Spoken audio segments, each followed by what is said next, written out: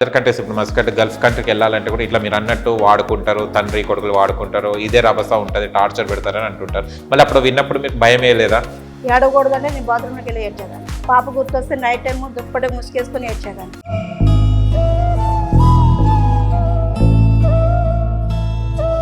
వెళ్ళిరు వాళ్ళు first day ఎట్లా అనిపించింది? అక్కడికి రిసీవింగ్ ఎలా ఉండే? ఆఫీసులు పెట్టి అక్కడ ఫుడ్ పెట్టారు, ఒక సాల్ట్ లేదు, కారం లేదు, ఏదోలాగా ఉంది.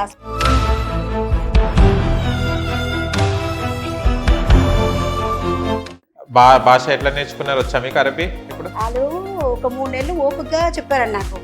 3 నెలల తర్వాత టార్చర్, ఇంకా రాదని మా మేడం వంటగదిలోకి వచ్చి టపా టపా పడేస్తుంది గిన్నెలు.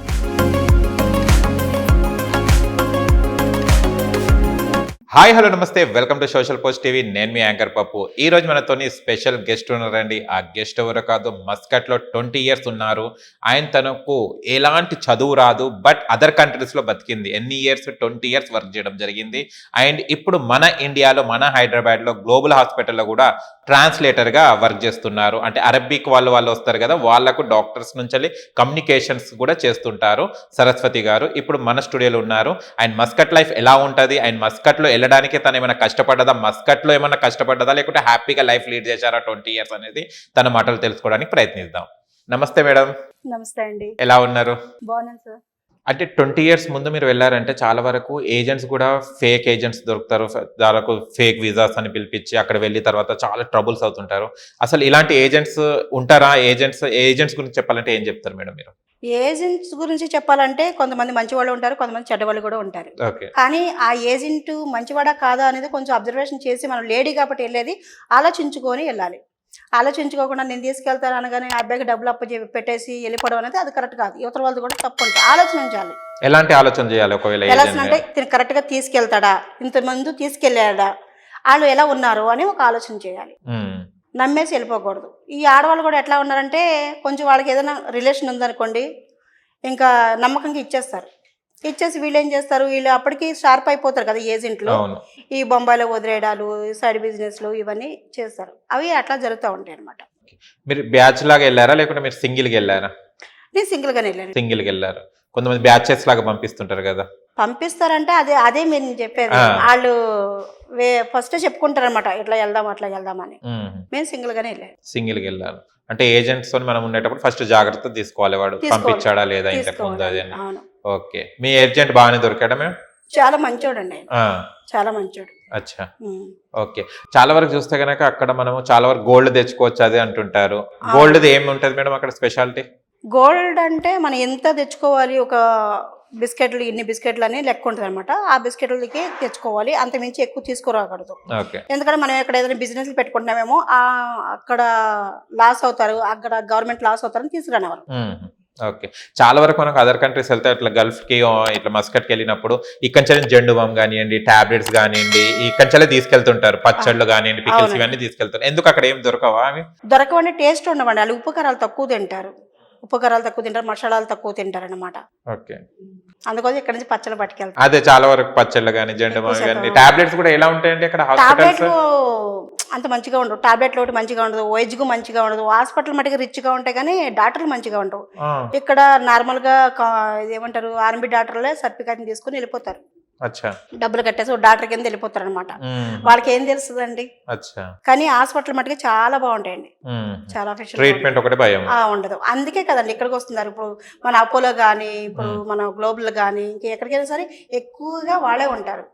ఇప్పుడు టోలీచౌకి వెళ్ళారంటే మీరు అక్కడ చాలా మంది వాళ్ళే ఉంటారు. సౌత్ సూడానీ వాళ్ళు, ఇంకా వేరే ఇతర దేశం వాళ్ళు అందరూ వాళ్ళే ఉంటారు.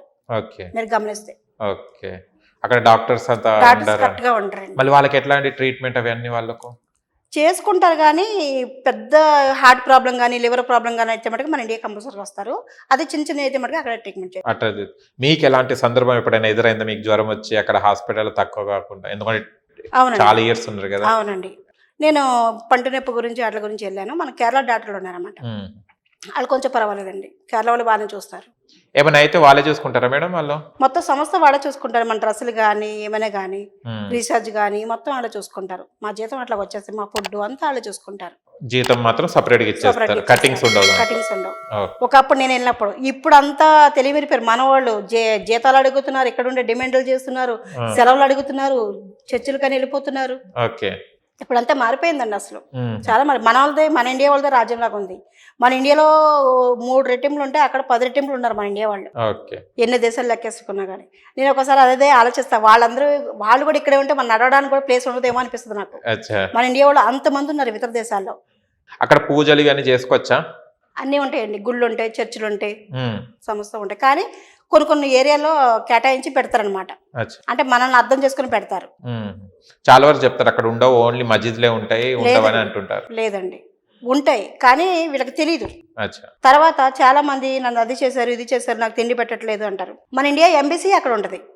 ఏ దేశానికైనా సరే మన ఇండియా ఎంబసీ ఉంటుంది. మన ఇండియా ఎంబసీ ఉన్నప్పుడు వాళ్ళు వెళ్ళి మన ఇండియా ఎంబసీకి చెప్పుకోవచ్చు కదా, కంప్లీట్ ఇవ్వచ్చు కదా, మా సార్ నన్ను టార్చర్ పెడుతున్నాడు లేదా నాకు జీతం ఇవ్వట్లేదు అని.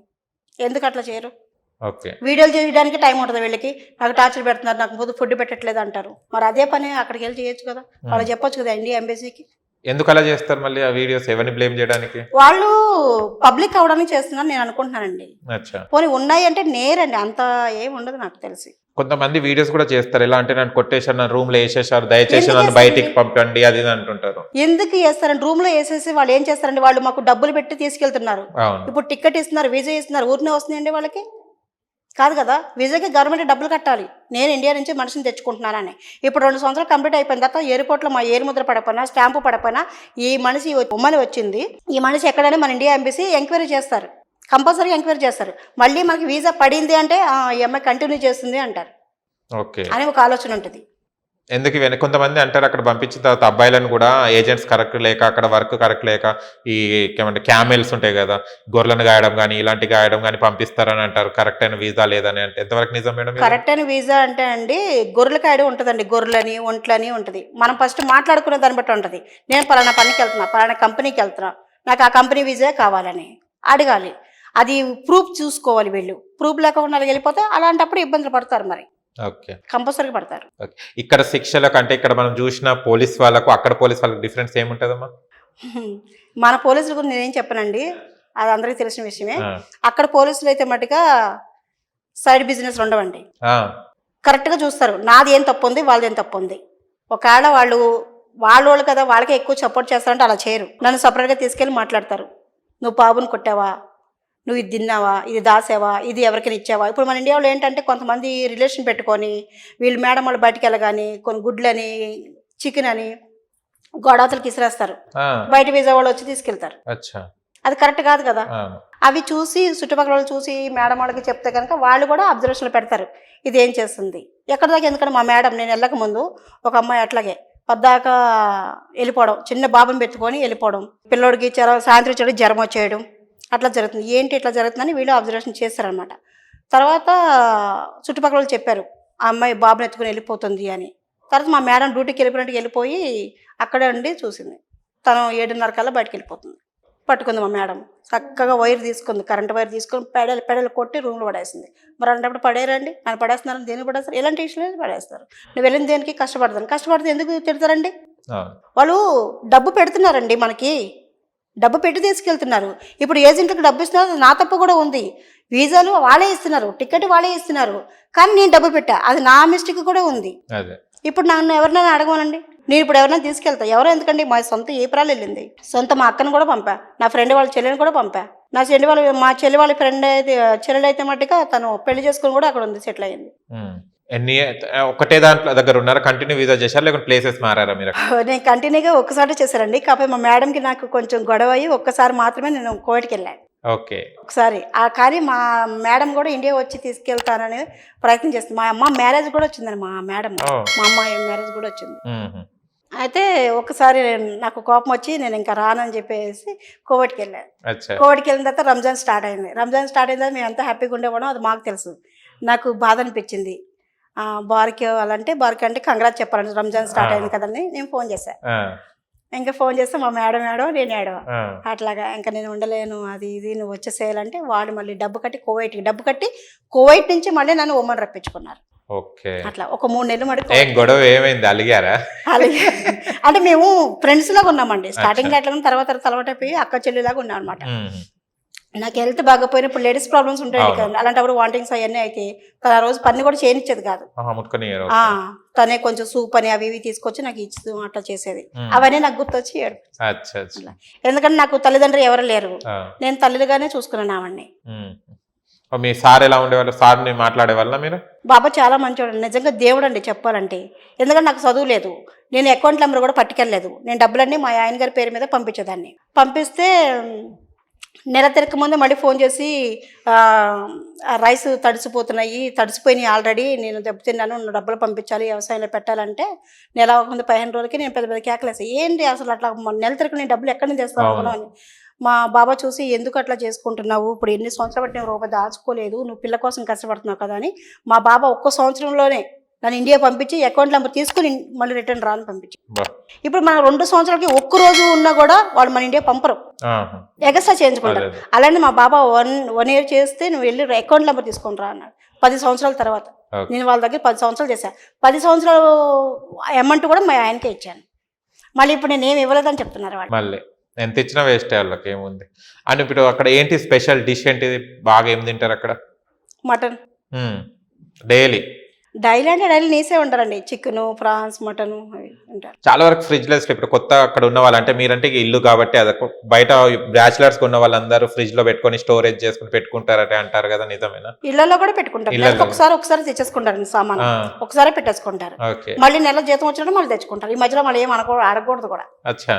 మేమే జాగ్రత్త చేసుకుని వండుకోవాలి. నెలకు అన్ని తెచ్చి ఇచ్చేస్తారు మీకు? మేమే వెళ్తాం, కావాల్సిన మాకేమైనా అవసరమైన ఉంటే కనుక రాగి పిండి అని ఏదైనా మనకి ఇష్టమైన ములక్కాళ్ళు అని అవి ఇవి తెచ్చుకోవాలి. ఏదో ఆశ ఉంటుంది కదా, మన కూరలు అని తెచ్చుకోవచ్చు కూడా, తెచ్చుకోవచ్చు. మార్కెట్స్ ఎలా ఉంటాయి అక్కడ?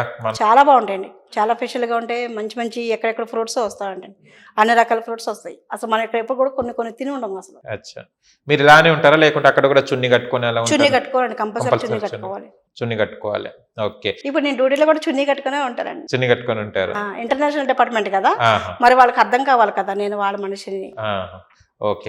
ఎన్ని రోజులు పట్టింది మీకు నేర్చుకోవడానికి? 3 months 6 months మీ భాష 6 నెలలు పట్టిందండి. ఓకే. 3 నెలలకు వచ్చింది కానీ నేను ఎక్కువ మాట్లాడలేదు, ఇంకా నేర్చుకోవాలని పడదాలన్నమాట. ఎట్లా నేర్చుకున్న తొందరగా వచ్చేస్తా మనకు? అదే ఉంటే మనం అదే ఆలోచనలో ఉండాలి, నేను ఇది చెయ్యాలి, నేను కంపల్సరీగా సాధించాలి అని చెప్పేసి వాళ్ళ ప్రతి మాట కూడా నేను అబ్జర్వేషన్ చేసేదాన్ని.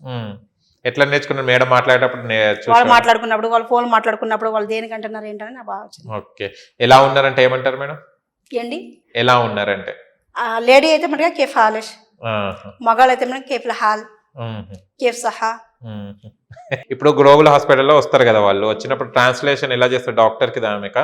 ఫస్ట్ స్టార్టింగ్ వస్తున్నప్పుడు అహ్లే సహలని వాళ్ళకి వెల్కమ్ చెప్పాలి, వెల్కమ్ చెప్పి సలాం చెప్పి మీకు ఏంటి ప్రాబ్లం అని ఫస్ట్ వీళ్ళని మేము డిస్కషన్ చేసి డాక్టర్ దగ్గర తీసుకెళ్ళి సార్తో మాట్లాడి, డాక్టర్ గారు వీళ్ళకి ప్రాబ్లం ఉంది, హార్ట్ ప్రాబ్లం ఉంది ఏంటి అని చెప్పేసి వాళ్ళు స్కాన్లు ఇవన్నీ రాస్తారు. ఇవన్నీ అయిపోయిన తర్వాత మనం డిస్కస్.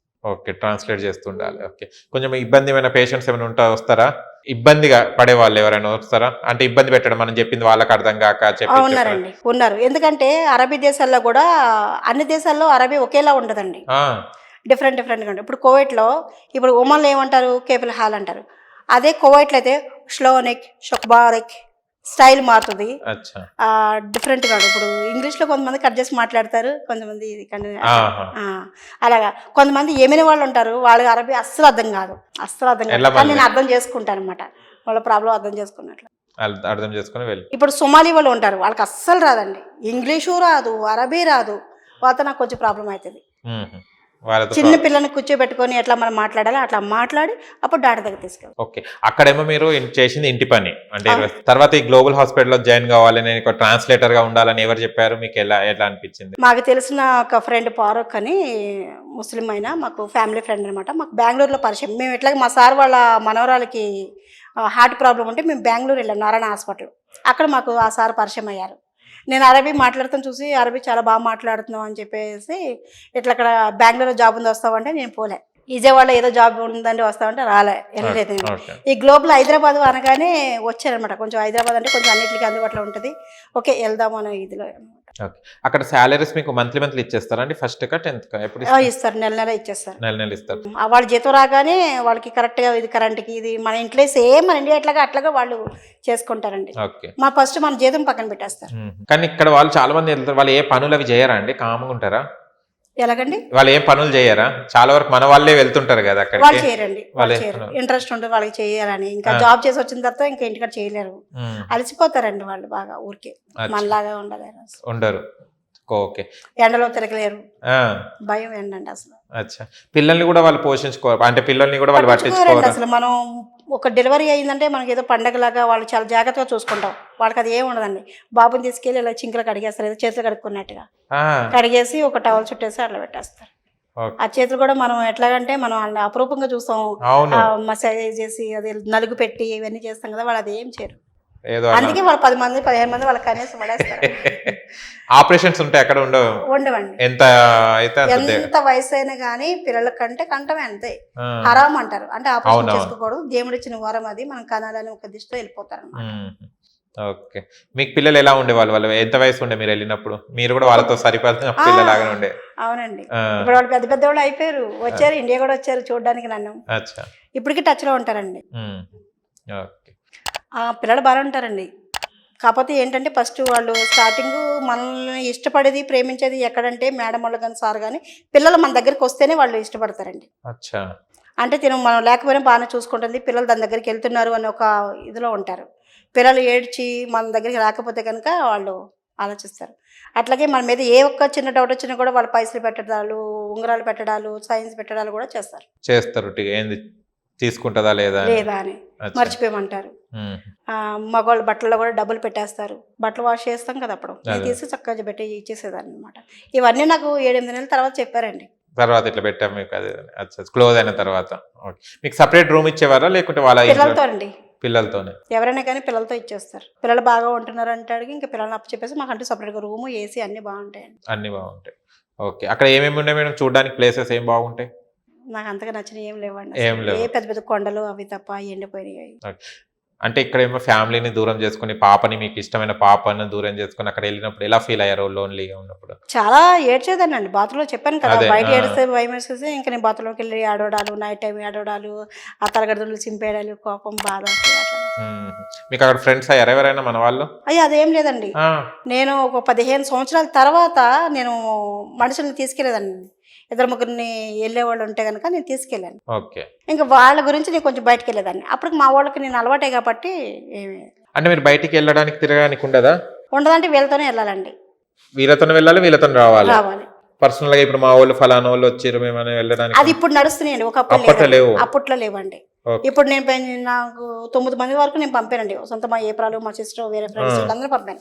వాళ్ళందరూ నెల చర్చికి వెళ్తారు, పార్కులకి వెళ్తారు, బాగానే వెళ్తారు. అప్పుడు లేకుండా మీకు? అప్పుడు లేదండి. ఇప్పుడు అందరూ ముదిరిపోయారు. ఇప్పుడు వెళ్ళి మన వాళ్ళు అక్కడ వాళ్ళకి టార్చర్ పెడుతున్నారు. మేము వెళ్ళిపోతాం అని భయపెట్టేస్తారు. వాళ్ళకేం మనిషి అవసరము పిల్లలు చూసుకోవడానికి. అట్లా.